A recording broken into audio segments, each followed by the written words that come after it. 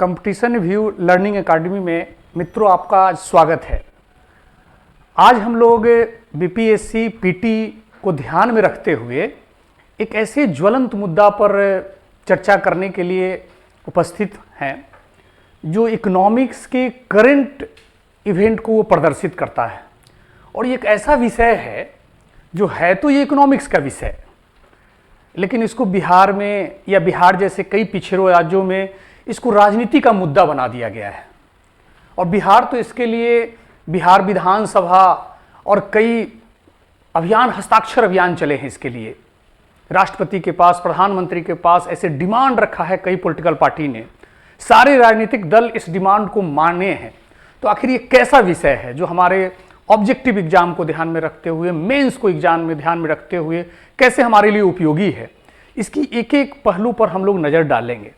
कैसे इस एक स्पेशल स्टेट का जो दर्जा मिला, 21 समिति के सिफारिश पे मिला, किन किन राज्यों को मिला, कब मिलना प्रारंभ हुआ, किस वर्ष किन किन राज्यों को मिला, बिहार इसके लिए योग्य है कि नहीं है, कि केवल एक पॉलिटिकल डिमांड है, इसके लाभ क्या हैं, हर एक बात को सूक्ष्मता से इसका अध्ययन करेंगे। और यही विषय मेंस में भी क्वेश्चन हो सकता है, जीएस में, कि भाई विशेष दर्जा की आलोचनात्मक व्याख्या करें, ऐसी व्याख्या करें कि कैसे बीमारू राज्य इससे उबर सकता है। बिहार जो है बीमारू राज्य में सबसे पहला राज्य के ऊपर में है। बिहार जो है, जो भी केंद्र सरकार का इंडेक्स है, उस इंडेक्स में हम लोग नीचे से फर्स्ट हैं। तो कैसे उस इंडेक्स को हम पार पाएं, इसकी एक एक करके चर्चा करेंगे। आइए, सबसे पहले जो स्पेशल स्टेट का जो मुद्दा है, यह जो प्रमुख बात है, क्यों हमको चाहिए, क्या इसका सबसे मुख्य बेनिफिट है, उसकी चर्चा करते हैं। सबसे बड़ा बात है इसमें अनुदान। ये सबसे मुख्य मुद्दा है इसका, कि इसमें अनुदान की जो राशि है वो 90% मिलता है। और ये अनुदान क्या है, ये इकोनॉमिक्स का एक टर्म ऐसा है, इसमें छुपा हुआ है, ये सब्सिडी जो है इसमें एक टर्म छुपा हुआ है, दान। यानी ये केंद्र सरकार की ओर से राज्य सरकार को एक दान है, यानी जो इसको रिटर्न नहीं करना है, इसको लौटाना नहीं है, केवल इसका ऑडिट होगा।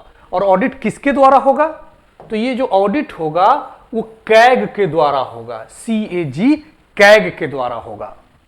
ये कैग इसका ऑडिट करेगा कि जो पैसा आया है वो पैसा खर्च हुआ कि नहीं हुआ।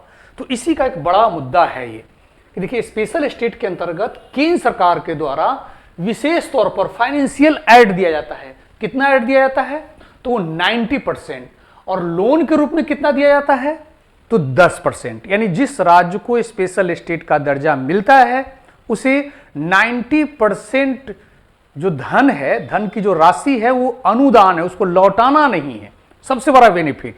और लौटाने वाला धन कितना है, तो मात्र 10% है। अब ऐसे बेनिफिट के लिए सरकार लालायित रहती है और हर एक राज्य चाहता है कि हमको अनुदान की मात्रा ज्यादा मिले, ऋण की मात्रा कम मिले, यानी लौटाना कम पड़े। आपके मन में आ रहा होगा कि भाई बाकी राज्यों का क्या सीन है, जो स्पेशल स्टेट दर्जा प्राप्त राज्य नहीं है उसको भी सरकार की ओर से फाइनेंशियल एड आता है। तो वहां जो फाइनेंशियल एड आता है उसका रेशियो अलग अलग है। कि कई जगह जो ऋण है वो 70% है और अनुदान जो है वो 30% है। ये और भी डिफरेंट हो सकता है, ये डिफरेंसेज 60:40 वाला भी हो सकता है, कि 60% ऋण हो और 40% डिफरेंट हो। ये हर एक योजना परियोजना को ध्यान में रखते हुए अलग अलग होता है कि कैसी योजना है, केंद्र सरकार कैसा प्लान लेके आ रही है। केंद्र सरकार तो कुछ ऐसा भी प्लान लेके आई है कि अत्यंत पिछड़े जिलों के ध्यान में रख के वो काम करती है, क्योंकि जब तक कोई भी क्षेत्र पिछड़ा हुआ रहेगा भारत विकसित देश नहीं कहलाएगा। गुजरात कितना भी आगे बढ़ जाए, महाराष्ट्र कितना भी आगे बढ़ जाए, तमिलनाडु कितना भी तेजी से आगे बढ़ जाए, कर्नाटक आगे बढ़ जाए, अगर बिहार पिछड़ा रहेगा, पश्चिम बंगाल पिछड़ा हुआ रहेगा, झारखंड पिछड़ता चला जाएगा, पूर्वी उत्तर प्रदेश पिछड़ा हुआ रहेगा, तो भारत विकसित देश नहीं कहला सकता है। विकसित देश कहलाने के लिए भारत के प्रत्येक राज्य को, प्रत्येक नागरिक को हमको उसकी आय की उच्चतम ऊंचाई तक ले जाना होगा। अब हम लोग आते हैं, देखते हैं कि आखिर ये प्रारंभ कब हुआ। देखिए, ये 5वें वित्त आयोग 1969 में जो इसका प्रारंभ होता है, इसका बैकग्राउंड जो है कि महावीर त्यागी, जो वित्त आयोग के अध्यक्ष है महावीर त्यागी, एक समिति बनाते हैं। उस समिति का क्या नाम रखते हैं? नाम है उनका DR गाडगिल। यानी स्पेशल कॉन्सेप्ट जो डेवलप हुआ है वो DR गाडगिल समिति या DR गाडगिल फॉर्मूला। ये PCS, UPSC, BPSC कई बड़ी बड़ी परीक्षाओं में ये पूछा गया है कि किस फॉर्मूला पर स्पेशल स्टेट को दिया जाता है। तो कौन सा फॉर्मूला है? वो नाम है DR गाडगिल फॉर्मूला। इसी फॉर्मूले के आधार पर, यानी इसी में फॉर्मूला तय किया गया है जिससे स्पेशल स्टेट के दर्जा दिए जाते हैं। यही पहला फॉर्मूला था। और कई बार क्वेश्चन सीधा पूछ देता है कि ये किस पंचवर्षीय योजना में कॉन्सेप्ट आया। आप पूछे हुए क्वेश्चन बैंक उलट के देखेंगे, उसमें पूछा हुआ है कि स्पेशल स्टेट दर्जा जो प्रारंभ हुआ है वो किस पंचवर्षीय योजना से प्रारंभ हुआ। तो किस पंचवर्षीय योजना से? चौथी पंचवर्षीय योजना, जो 1969 से लेके 1974 तक का उसका जो कार्यकाल रहा है। नेक्स्ट,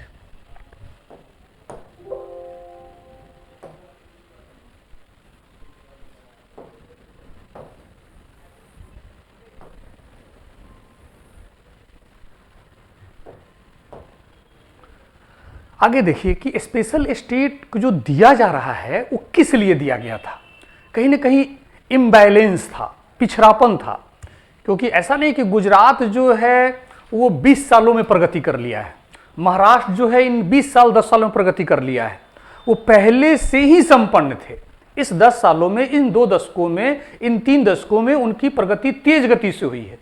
तो एक कॉन्सेप्ट बनाया गया कि भाई ये जो क्षेत्रीय संतुलन है, ये जो क्षेत्रीय संतुलन है उसको दूर करने के लिए ये स्पेशल स्टेट का कॉन्सेप्ट हुआ। तो ये क्षेत्रीय संतुलन को कितने भागों में बांटा गया है? 9 भागों में बांटा गया है। तो ये क्या है क्षेत्रीय असंतुलन? पहले उसको एक एक करके देखेंगे। पहला क्या है?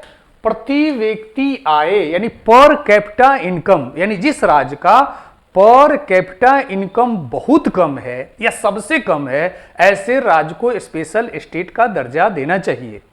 छात्रों, आप इसको अपने राज्य से भी इसका तालमेल बिठाते चलना है। अगर आप बिहार के हैं, झारखंड के हैं, यूपी के हैं, महाराष्ट्र के हैं, तो आप जोड़िए इसको कि हमारे राज्य का पर व्यक्ति जो कैपिटा इनकम है वो क्या है, कितना है। ये सरकार निकालती है, प्रत्येक साल निकालती है। दूसरा क्या है? निर्धनता रेखा की जो नीचे जनसंख्या है। अभी कुछ दिन पहले बिहार का डाटा आया है कि भाई 50% से ऊपर जो है बिहार की निर्धनता रेखा से नीचे यहाँ जनता गुजर बसर करती है। ये तो कोरोना दिखाया है ना, कोरोना एक आईना दिखाया है कि 80 करोड़ लोगों को PDF यानी जन वितरण प्रणाली, जिसको आम बोलचाल की भाषा में कोटा बोलते हैं, वहां से अनाज की आपूर्ति हुई है। यानी सारे ये BPL लोग हैं। तीसरा क्या कहता है? विद्युतीकरण। इसमें वर्तमान समय में हम लोग बहुत प्रगति किए हैं, लेकिन ये रखा गया था इम्बैलेंस में कि ऐसे क्षेत्र, ऐसे गांव, ऐसे जिले जहां अगर विद्युतीकरण नहीं हुआ है तो उसको भी कहीं ना कहीं रखा जाएगा। चौथा, प्रति व्यक्ति कृषि उत्पादन। यानी हमारे यहां बोलते हैं ना कि भाई भारत कैसा राज्य है, तो बोलते हैं कृषि प्रधान है।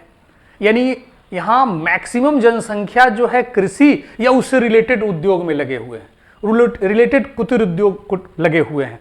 तो ऐसा प्रति व्यक्ति अगर बहुत कम हो रहा है तो हम ज्यादा अनाज उत्पादन करके भी दुनिया में हमारी जो है रैंकिंग कम हो जा रही है। और तीसरा, शहरीकरण। वर्ष 2011 के हिसाब से जो जनगणना है, अभी 2022 में हम लोग चल रहे हैं, 2021 में जनगणना होना था, ये कोरोना के कारण जनगणना नहीं हो पाया। तो जो वास्तविक सरकारी जो जनगणना है, शहरी जनगणना, वो हम लोग 2011 से ही देखेंगे। वो क्या है? 31.16% ही भारत की शहरी जनसंख्या है। और आज जो मॉडर्न इकोनॉमिक्स है उसमें विकास का एक आधार माना गया है शहरीकरण को। और बिहार का तो और बुरा हाल है, मात्र 11% के आसपास जो जनसंख्या है वो शहरीकरण है। तो ये शहरीकरण एक कॉन्सेप्ट हो गया। छठा क्या है? यातायात और संचार, यानी कैसा कम्युनिकेशन है। आज आप देखते हो कि नितिन गडकरी जो हैं बड़ा बड़ा लक्ष्य स्वयं तय करते हैं और उस लक्ष्य को पूरा भी करते हैं, लेकिन अभी भी कई क्षेत्र काम करने के लिए बाकी है। बिहार में भी देखते हैं, बिहार की सरकार अपना लक्ष्य खुद तय करती है कि पहले 6 घंटा में बिहार के किसी कोना से राजधानी में 6 घंटा में पहुंचा जा सकता है। फिर 5 घंटा तय हुआ। ये क्या है? कहीं ना कहीं ट्रांसपोर्ट की व्यवस्था को किया जा रहा है, सड़क पर बहुत काम हुआ है। अटल बिहारी वाजपेयी जब सड़कों के जाल बिछाने का अभियान किए तो कहीं ना कहीं विकास की एक शुरुआत थी वो। और संचार, आज जो हम आपसे जुड़ रहे हैं ये संचार के माध्यम से ही जुड़ रहे हैं। आज दुनिया में सबसे अधिक डाटा खपत करने वाला देश भारत बन रहा है। यानी आज डाटा क्या है? एक राइटर का कहना है कि आने वाले समय में व्यक्ति का धर्म जो है वो डाटा ही होगा, सारा कुछ वही डाटा पे रहेगा। आज मैक्सिमम काम हम किस पे कर रहे हैं? स्मार्ट मोबाइल पे कर रहे हैं, और वो स्मार्ट मोबाइल किस पे आधारित है? वो डाटा पे आधारित है। तो कितना डाटा हम इस्तेमाल कर रहे हैं, कितना डाटा हम खरीदने की कैपेसिटी रख रहे हैं? तो जो नहीं रख रहा है वो कहीं ना कहीं पिछड़ा है आज के तारीख में। और 7वां औद्योगिकरण, यानी हम औद्योगिकरण के क्षेत्र में कहाँ है? आज हमारे बिहार के जो उद्योग मंत्री है सैयद शाहनवाज हुसैन, आज इथेनॉल के सेक्टर में, खाद्य प्रसंस्करण के क्षेत्र में, ऐसे कई सेक्टर में, खादी मॉल में एक बड़ा काम चल रहा है। कहीं न कहीं इंडस्ट्री में बिहार, पूर्वी उत्तर प्रदेश, झारखंड पिछड़ गया था। जबकि एक समय था कि पश्चिम बंगाल उद्योग का एक बड़ा केंद्र था। राजनीतिक दुष्टता का शिकार होने के चलते ये क्षेत्र पिछड़ता चला गया। कहा जाता है कि किसी भी अर्थव्यवस्था का रीढ़ जो है ना, रीढ़ वो उद्योग होता है। और नेक्स्ट, वित्त का अभाव।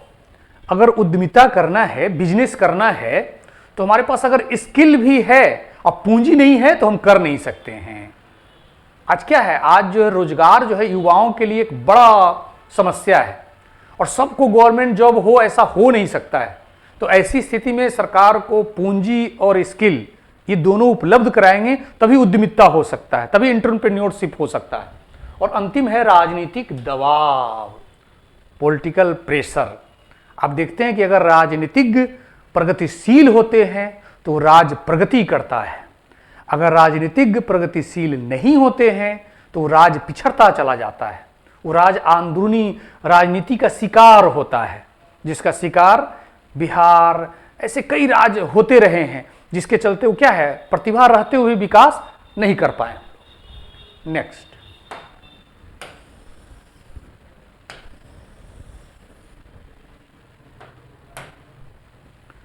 अब हम लोग, आपके मन में आ रहा होगा कि आखिर स्पेशल स्टेट प्राप्त करने के मापदंड क्या हैं, कैसे स्पेशल स्टेट पाया जाएगा।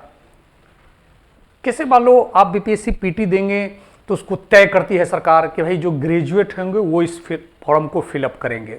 150 क्वेश्चन होगा, अलग अलग सब्जेक्ट के क्वेश्चन होंगे। फिर उसके बाद रिजल्ट सरकार निकालती है तो भाई कैटेगरी के हिसाब से कि जनरल का कटअप 105 पे होगा, ईबीसी का कटअप इतना पे होगा, वो लड़कियों का कटअप इतना पे। तो ऐसे ही मापदंड इसका भी बना है, स्पेशल स्टेट का भी मापदंड। तो वो मापदंड 2 प्रकार का मापदंड है। एक जो मापदंड है वो योजना आयोग के द्वारा, यानी प्लानिंग कमीशन के द्वारा बनाया गया है। इस मापदंड को समझेंगे और जो भी बिहार के विद्यार्थी हैं, झारखंड के विद्यार्थी हैं, पश्चिम बंगाल के विद्यार्थी हैं, इस मापदंड पर अपने राज्य को भी तौलना है। हमको राजनीतिक दलों के अभियान पे नहीं जाना है, उनकी बात पे नहीं जाना है। हमको एक विद्यार्थी के नाते, एक शोधार्थी के नाते, एक जिज्ञासु नागरिक के नाते तौलना है कि क्या बिहार को स्पेशल स्टेट का दर्जा मिलना चाहिए क्या।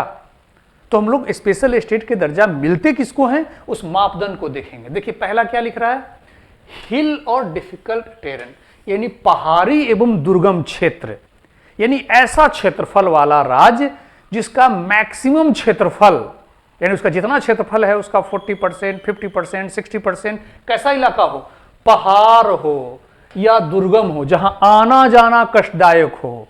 आप स्वयं अपने आप को तौलिए कि बिहार के 38 जिला में से पटना आने के लिए, यानी राजधानी में आने के लिए कहां कितना कष्टदायक है। ऐसा कुछ है क्या?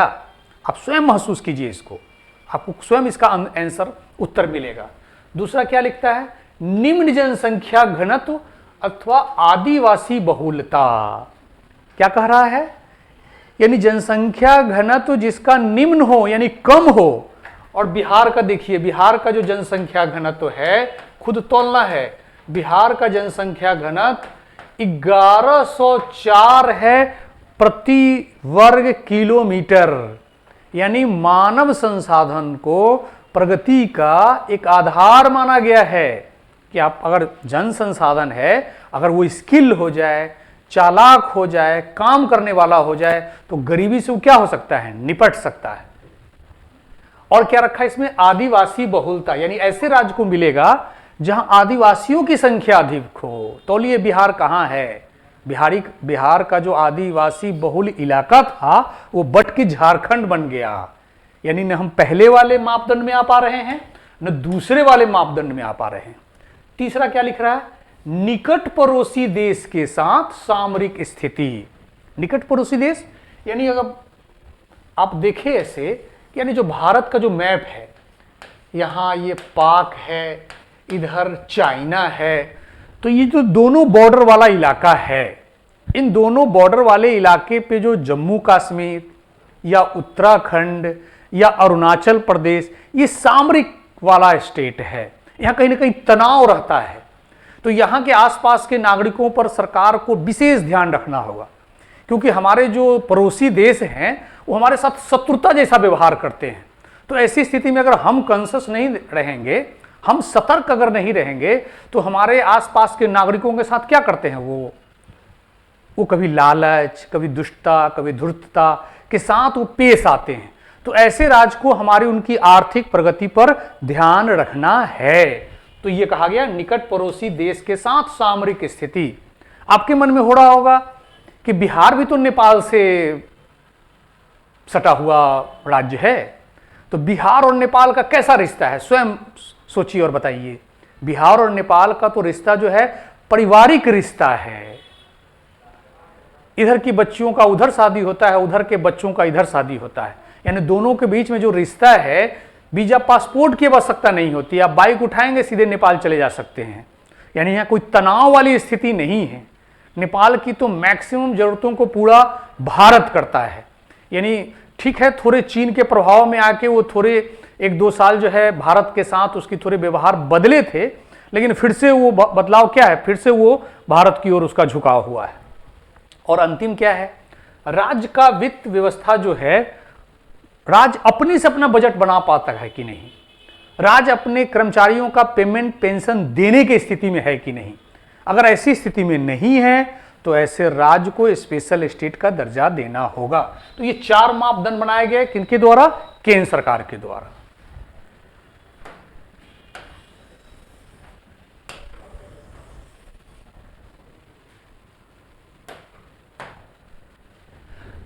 अब ये केंद्र सरकार भी इस मापदंड को बनाई है।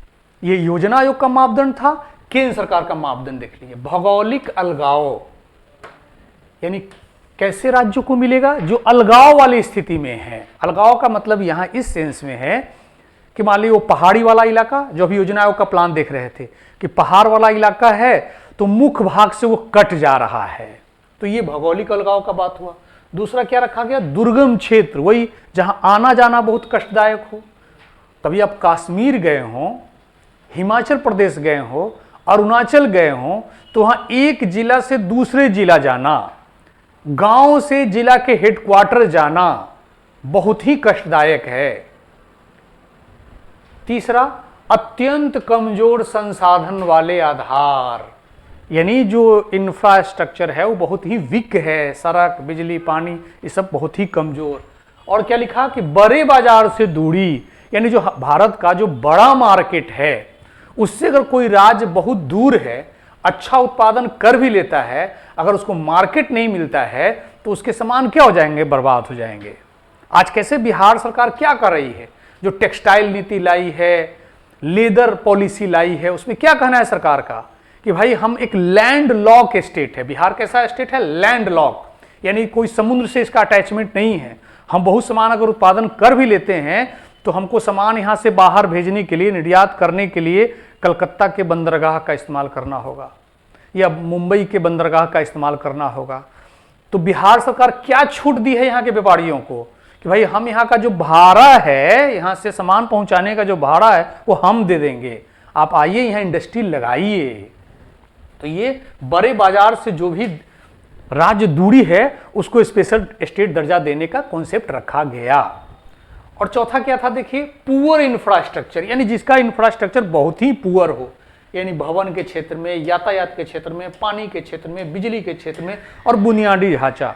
यानी ये जो 4 मापदंड है, योजना आयोग के मापदंड और केंद्र सरकार के मापदंड, इस पे जो आएंगे उसी को स्पेशल स्टेट का दर्जा मिलेगा। क्लियर? नेक्स्ट आगे चलते हैं।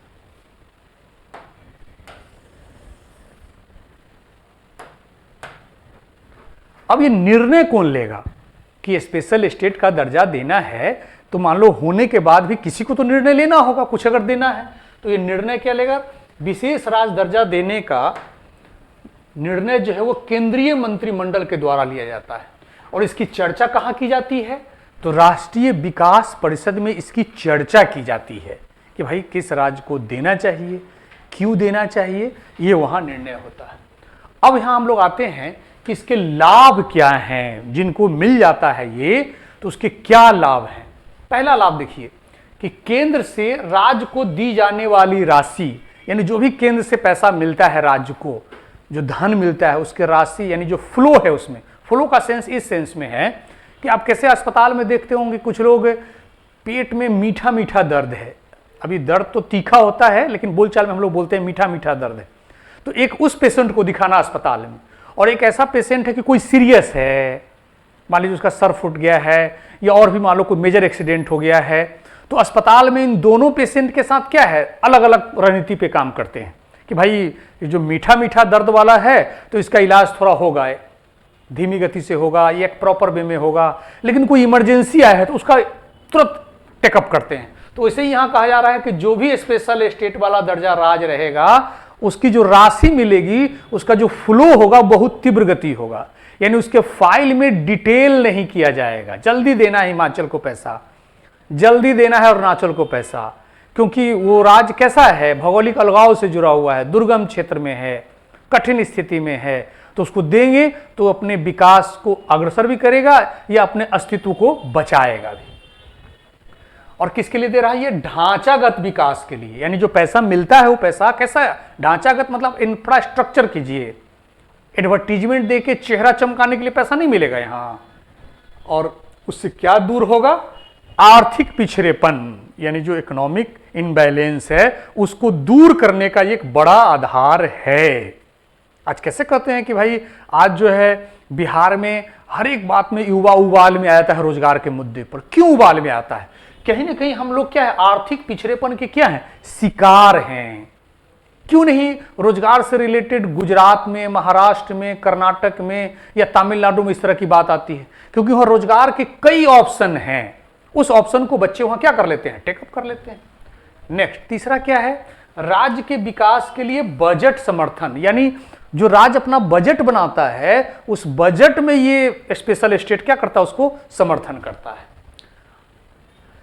आगे आ जाइए, तीसरा है कि राज्य में स्थापित होने वाले बड़े उद्योग के केंद्रीय कारक, यानी जो केंद्र सरकार कोई नॉर्म्स बनाई है, कोई पॉलिसी बनाई है, उस पॉलिसी में भी मदद करती है। मान लो कोई ऐसा पॉलिसी बनाई है कि कोई प्रोजेक्ट जो लगना है, बिजली का प्रोजेक्ट है या औषधि से रिलेटेड है या लेदर से रिलेटेड है, कि भाई उसमें 10 एकड़ जमीन चाहिए, लेकिन जैसे ही स्पेशल स्टेट को ये कॉन्सेप्ट जाएगा तो उसमें उसको कुछ छूट मिलेगा, कुछ ढिलाई होगा। वो छूट टैक्स के रिलेटेड हो सकता है, वो छूट भाड़ा से रिलेटेड हो सकता है, ऐसी कोई छूट दिया जाएगा।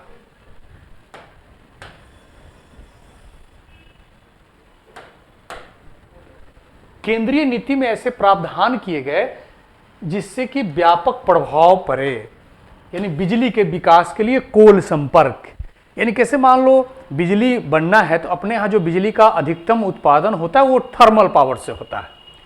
तो जहां बिजली के संयंत्र लगे तो उसको कोल का लिंकेज मिले, यानी कोयला कहां से मिलेगा ये लिंकेज कर दिया जाए, जिससे उसकी वृद्धि क्या हो जाएगी, वृद्धि सुनिश्चित हो जाएगी। देखो केंद्र सरकार जो है, सबसे महत्वपूर्ण बात देखिए कि जितना भी बजट बनता है तो उस 100% में से 30% जो है वो स्पेशल स्टेट वाले दर्जा को लिए निश्चित रहेगा। ये बड़ा बात है, यानी बजट का आकार जितना बड़ा होगा उसमें से 30% किसके लिए रिजर्व किया जाएगा, 30% स्पेशल स्टेट दर्जा वाले राज्य के लिए रिजर्व रहेगा, उस पैसा को छू नहीं सकते हैं। और बड़ा क्या बात है कि जो योजना मद और नियोजित प्लान एक्सपेंडिचर पर जो धन खर्च नहीं कर पा रहे हैं किसी कारण से, वो पैसा क्या है, लैप्स नहीं होगा। इस बात को अच्छे से समझना है कि हर एक फाइनेंशियल ईयर में, अपना जो फाइनेंशियल ईयर है 1 अप्रैल से स्टार्ट होकर 31 मार्च तक, यानी 1 अप्रैल से स्टार्ट होकर जो 31 मार्च तक का फाइनेंशियल ईयर है, तो इसमें जो भी पैसा केंद्र सरकार से मिलता है, अगर आप फाइनेंशियल ईयर में खर्च नहीं करते हैं तो जो स्पेशल स्टेट दर्जा प्राप्त नहीं है वो पैसा क्या हो जाएगा, आपका रिटर्न हो जाएगा। रिटर्न होने में बिहार नंबर 1 है, खर्च ही नहीं कर पाते हैं पैसा। खर्च करने के लिए प्लान होगा ना, विदाउट प्लान आप कहां खर्च करेंगे, जब तक उस पर काम नहीं करेंगे। वैसे ही जैसे आप किताब खरीद लीजिए, नोट्स खरीद लीजिए, कोई लर्निंग इंस्टीट्यूट के पैकेज खरीद लीजिए और आपको कंजम्पशन करने की कैपेसिटी नहीं है तो क्या होगा, उसका कोई मतलब नहीं रहा। तो यहां एक बड़ा बात है कि वो पैसा लैप्स नहीं होता है स्पेशल स्टेट में, वो पैसा आप अगले फाइनेंशियल ईयर में भी क्या कर सकते हैं, खर्चा कर सकते हैं। और नेक्स्ट क्या है, विशेष दर्जा प्राप्त राज्यों को उत्पादन कर, सीमा कर, निगम कर, आय कर, इन सब में भी क्या दी जाती है, भारी छूट प्रदान की जाती है, जिससे उद्योगपति प्रोत्साहित होकर यहाँ इंडस्ट्री लगाएं। जैसे इंडस्ट्री लगाएंगे तो इंफ्रास्ट्रक्चर पे काम करेंगे, बिल्डिंग पे काम करेंगे, तकनीक पे काम पड़ेंगे, तो आसपास का भी क्या होगा, विकास होगा। आज कैसे इथेनॉल का प्लांट कहीं लग रहा है, पेप्सी का प्लांट कहीं लग रहा है, तो उस आसपास में पहले इंफ्रा पे काम हुआ होगा, तो मजदूर को काम मिला होगा, मिस्त्री को काम मिला होगा, कारपेंटर को काम मिला होगा, यानी वहां काम क्या है, कुशल और अकुशल लोगों को भी काम मिलना प्रारंभ हुआ होगा। नेक्स्ट आगे चलते हैं।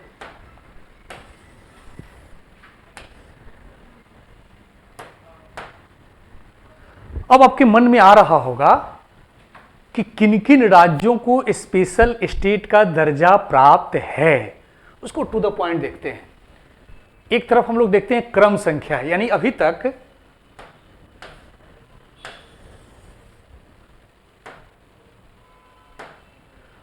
जो है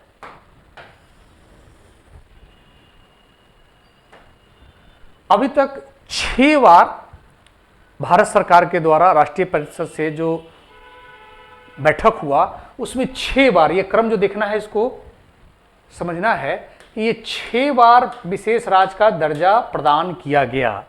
यानी आपसे परीक्षा में पूछा जा सकता है कि अभी तक कितनी बार निर्णय लिया गया, तो निर्णय जो है 6 बार लिया गया। अब पहला जो निर्णय लिया गया है, खूब एग्जाम में पूछा है, पीटी में पूछा है, पीसीएस के पीटी में, यूपीएससी के पीटी में, बाकी स्टेट के परीक्षाओं में, कि ये पहला निर्णय लिया गया वो 1969 को 3 राज्यों को, असम, नागालैंड और जम्मू कश्मीर। अब मान लीजिए आज के डेट में ये राज्य नहीं है, ये यूटी हो गया है, लेकिन उसको सुविधा है। क्लियर, ये 1969 में। आप देखिए यहाँ जो असम है, फिर आ जाइए यहाँ नागालैंड है, और यहाँ पर ये जो जम्मू कश्मीर है, इसको पहली बार मिला 1969 में। परीक्षा में ऐसे पूछता है कि पहली बार कब मिला, तो 1969 में। कितने राज्यों को मिला, तो 3 राज्यों को मिला। दूसरी बार जो निर्णय लिया गया कब लिया गया, 1971 में। और किस राज्य को दिया गया, हिमाचल प्रदेश को। देखिए यहां पर है ये हिमाचल प्रदेश। फिर तीसरी बार कब निर्णय लिया गया, 1972 में। ये देखिए तीनों राज्य, मणिपुर, मेघालय और त्रिपुरा, ढूंढिए यहां पर, ये देखिए यहां मणिपुर, मेघालय और मिजोरम। और चौथी बार कब लिया गया? 1975-76। आठवां राज कौन था? सिक्किम। ये छोटा सा राज, बड़ी शांति प्रिय राज है, देखिए यहां सिक्किम, चीन के बॉर्डर से लगा हुआ। और नेक्स्ट पांचवा कौन सा है 87-88 में? मिजोरम और अरुणाचल प्रदेश। देखिए यहां मिजोरम, अरुणाचल प्रदेश और नीचे यहां मिजोरम, सब जो नॉर्थ ईस्ट का स्टेट है। और अंतिम है वर्ष 2000 में उत्तरांचल, यानी ये अब ये उत्तराखंड जैसा राज्य है, ये यहां पर देखिए उत्तराखंड। यानी ये 11 राज्य हैं जो निर्णय 6 बार में लिया गया, उसको क्या मिला? स्पेशल स्टेट का दर्जा मिला। यहां प्रश्न पूछता है कई बार कि क्या सेवन सिस्टर को स्पेशल स्टेट का दर्जा मिला? तो आप इसमें से ढूंढिए कि कौन कौन से राज्य को स्पेशल सेवन सिस्टर कहा जाता है। देखिए यहां असम, नागालैंड, मणिपुर, मेघालय, मिजोरम, त्रिपुरा, मिजोरम, अरुणाचल प्रदेश। ये जो 7 राज्य हैं, इनके कल्चर, रहन सहन, भौगोलिक स्थिति सब एक जैसा है, इसलिए इसको सेवन सिस्टर, 7 बहनें जैसा नाम दिया गया है। खूब एग्जाम में पूछता है ये। और बाकी जो 4 राज्य हैं उनको मिला के ये स्पेशल स्टेट का दर्जा दिया गया।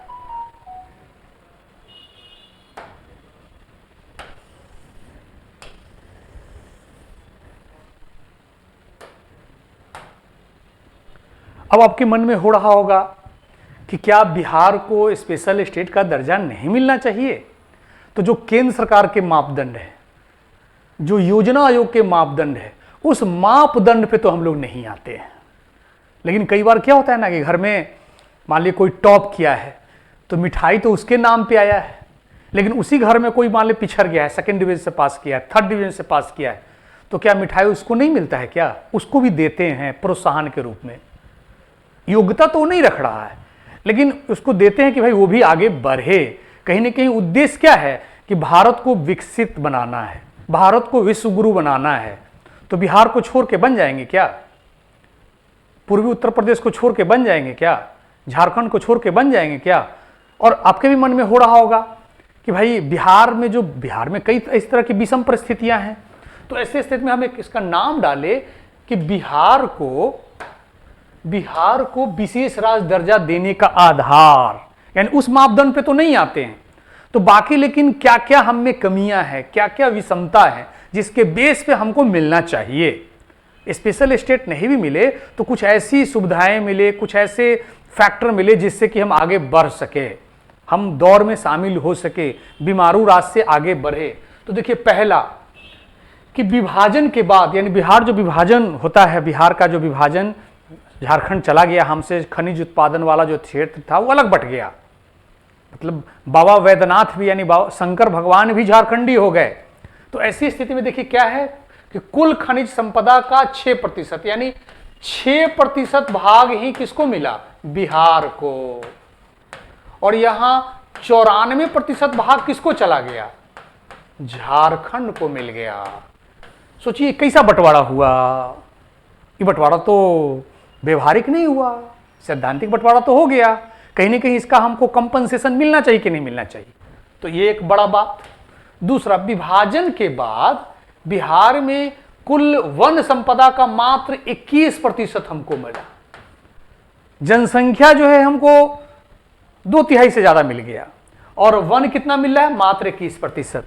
यानी ऑक्सीजन लेने वाले लोग, यानी मानव, उसकी संख्या बिहार को ज्यादा मिला, और ऑक्सीजन देने वाला क्षेत्र यानी जंगल किसको मिल गया? झारखंड को मिल गया। अब तेरे मन में हो रहा होगा कि झारखंड के जो पेड़ पौधा है वो ऑक्सीजन रोक लेंगे। अरे ऑक्सीजन तो वो नहीं रोक पाएंगे, लेकिन वन के जो उत्पाद है वो तो झारखंड का हो गया। आगे आइए, एक सबसे बड़ा विडंबना देखिए, बिहार की जो अर्थव्यवस्था है वो कृषि आधारित है, लेकिन विडंबना क्या है कि 38 जिला में से 28 जिला हमारा जो है बाढ़ प्रभावित है। कितनी बड़ी विडंबना है कि हम कृषि प्रदेश हैं और उसमें से 38 में से 28 जिला मेरा बाढ़ में ही बह जाता है। अभी मानसून स्टार्ट है, अभी छोटी नदियां उफान पे हैं, अभी कोसी, बागमती, गंडक तो अभी शांत हैं, अभी उनका उफान आना बाकी है। तो कितना नुकसान ये पहुंचाता है, जो लोग उस इलाके के होंगे वो बहुत अच्छे से जानते होंगे। लेकिन एक विडंबना देखिए कि देश का जो कुल बाढ़ प्रभावित इलाका है, खूब परीक्षा में पूछता है, वो 16% बिहार में है। यानी देश में जितना बाढ़ प्रभावित इलाका है उसका 16% इलाका ही भारत में है, सॉरी बिहार में है। अभी आप देख रहे होंगे ना कि असम का इस बाढ़ में कितना बुरा हाल है। 55 से 60 लाख जनसंख्या जो है वहां प्रभावित है। कई ऐसे जिले हैं जहां 10-10 फुट पानी लगा हुआ है। यहां पर हमको देखना है कि 16% जनसंख्या जो है बिहार की, भारत की जनसंख्या बाढ़ प्रभावित है, वो बिहार में निवास करती है। लेकिन हमारा जो नुकसान है वो कितना है, 56%। ये देखिए कितना जबरदस्त डाटा है। पूरे भारत का 16% बाढ़ वाला इलाका कहां पे है, तो बिहार में है। लेकिन पूरे बाढ़ से जो नुकसान है वो कितना है, 56.5% जो है वो बिहार में है। यानी हम कहीं ना कहीं इंफ्रास्ट्रक्चर पे पिछड़े हुए हैं, सूचना तंत्र पे पिछड़े हुए हैं। इस पे कोई काम हमारा नहीं है कि बाढ़ आता है और हमको नुकसान पहुंचा के चला जाता है। जबकि बाढ़ के बारे में कहा जाता है ज्योग्राफी में और इकोनॉमिक्स में भी कि बाढ़ वरदान भी है और अभिशाप भी है, अपने साथ कई चीज लेके भी आता है। नेक्स्ट,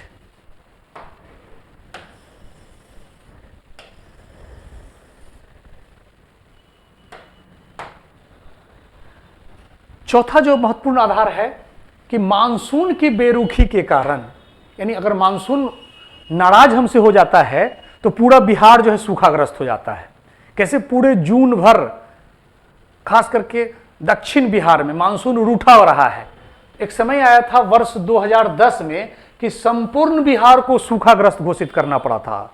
यानी इसको कंपेरिजन कीजिए कि बाढ़ आता है तो 38 में 28 जिला पानी में बह जाता है या प्रभावित करता है, और जब सूखा होता है तो पूरा का पूरा सूखाग्रस्त अब घोषित करना पड़ता है। तो इस विषम परिस्थिति वाले राज्य को स्पेशल एड दिया जाए या विशेष राज्य का दर्जा दिया जाए।